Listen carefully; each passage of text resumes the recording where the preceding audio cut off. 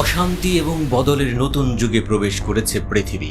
চারিদিকে বিভাজন এবং পুনর্গঠন, উন্নয়ন ঘটছে অপ্রত্যাশিতভাবে। আন্তর্জাতিক ল্যান্ডস্কেপ গঠনে গুরুত্বপূর্ণ শক্তি হয়ে উঠছে ব্রিক্স জোট। সংগঠনটির সম্প্রসারণ গ্লোবাল সাউথের জন্য একতার মাধ্যমে শক্তি অর্জনের নতুন যুগের শুরু করেছে। ব্রিক্সের আবেদন এবং আকর্ষণ ক্রমাগত বাড়ছে। ইরান ব্রিক্স মেম্বার হওয়ায় চীনের সঙ্গে দেশটির সহযোগিতার নতুন প্ল্যাটফর্ম খুলে গেছে। বেড়ে গেছে দুই দেশের কৌশলগত অংশীদারিত্বের সম্ভাবনা। 2017 সালে president Xi Jinping BRICS plus ধারণাটি সামনে আনেন এবং ইরানকে যোগ দেওয়ার আমন্ত্রণ জানান। 2022 সালে ব্রিক্সের সভাপতি হয়ে সম্প্রসারণ প্রক্রিয়া শুরু করে চীন। 2023 সালে চীন এবং অন্যান্য দেশের সমর্থনে ইরান ব্রিক্সের আনুষ্ঠানিক সদস্য হিসেবে গৃহীত হয়। সম্প্রতি 10 এবং 11 জুন রাশিয়ায় ব্রিক্স পররাষ্ট্রমন্ত্রীদের বৈঠক অনুষ্ঠিত হয়। ইরানে নিযুক্ত চীনা রাষ্ট্রদূত কং পেইয়ুর পর্যবেক্ষণ, মধ্যপ্রাচ্যের একটি প্রধান দেশ হিসেবে ইরানের যে ভৌগোলিক সুবিধা রয়েছে তাতে দেশটি আন্তর্জাতিক ও আঞ্চলিক বিষয়ে গুরুত্বপূর্ণ ভূমিকা পালন করে।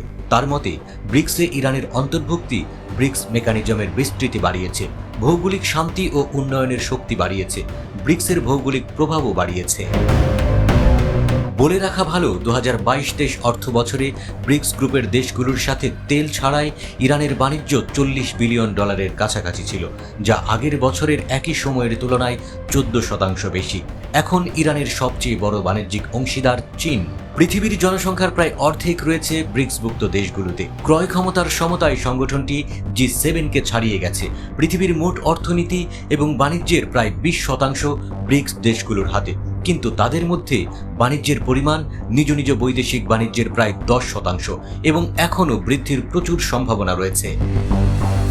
ব্রিক্স নিউ ডেভেলপমেন্ট ব্যাংক সদস্য দেশগুলোর অর্থনৈতিক ও সামাজিক উন্নয়নের জন্য প্রায় 100টি প্রকল্পকে সহযোগিতা করছে।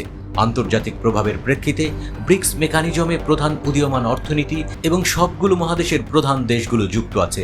সংগঠনটির সম্প্রসারণের পরে উন্নয়নশীল দেশগুলোর স্বার্থ রক্ষার জন্য ব্রিক্স মেকানিজম আন্তর্জাতিক বিষয়ে এবং ভৌগোলিক ব্যবস্থায় আরও বেশি প্রভাব ফেলছে।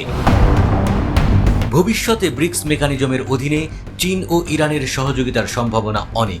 এখন উন্নয়নকে অগ্রাধিকার দিয়ে বাস্তবসম্মত সহযোগিতা বাড়ানো ও সব ক্ষেত্রে চীন ইরান বন্ধুত্বপূর্ণ সম্পর্কের উন্নতি করা উচিত বলে মনে করেন কং পেইয়ুর। তার মতে উভয় পক্ষেরই সার্বজনীন নিরাপত্তা রক্ষা করা উচিত, চ্যালেঞ্জ মোকাবেলায় একসঙ্গে কাজ করা উচিত। জাতিসংঘ কেন্দ্রিক আন্তর্জাতিক ব্যবস্থাকে সমুন্নত রাখার ক্ষেত্রে নেতৃত্ব দেওয়া এবং একটি মাল্টিপোলার পৃথিবী গড়ার ক্ষেত্রেও দেশ দুটি ভূমিকা রাখতে পারে।